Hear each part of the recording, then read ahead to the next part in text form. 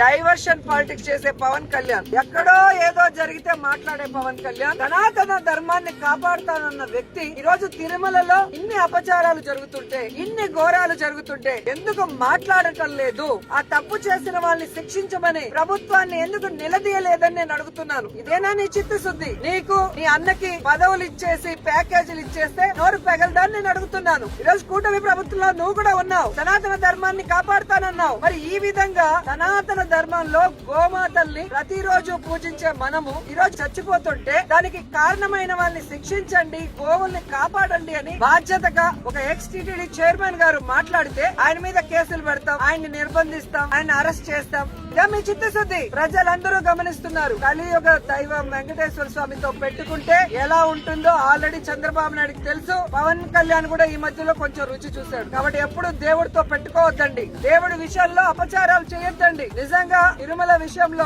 ఎవరు తప్పు చేసినా, ఎంత పెద్దవాళ్ళైనా కేసులు పెట్టండి, జైల్లో పెట్టండి, శిక్షించండి. అంతేగాని జరుగుతున్న వాటిని నిరూపించిన వ్యక్తిని ఈ విధంగా తప్పుడు కేసులు పెడతామని నిర్బంధించి భయపెడితే ఎవ్వరు కూడా ఇక్కడ భయపడే పరిస్థితి లేదు అని కూడా ఈ సందర్భంగా తెలియజేసుకుంటూ ఇప్పటికీ అదే మాట మీద ఉన్నాం. మీరు చెప్పినట్టుగా కరుణాకర్ రెడ్డి గారు ఒక్కరినే రమ్మన్నా వస్తారు, మమ్మల్ని అందరినీ రమ్మన్నా మేము వస్తాము. అక్కడ గోవులు, ఆవు దూడలు చనిపోతున్నది నిజం, వాటిని సంబరకుండా గాలికి వదిలేసింది నిజం. వాటిని సంరక్షించాలి, ఆ గోవుల మరణానికి కారణమైన వాళ్ళని శిక్షించాలి, అరెస్ట్ చేయాలని కూడా డిమాండ్ చేస్తున్నాం.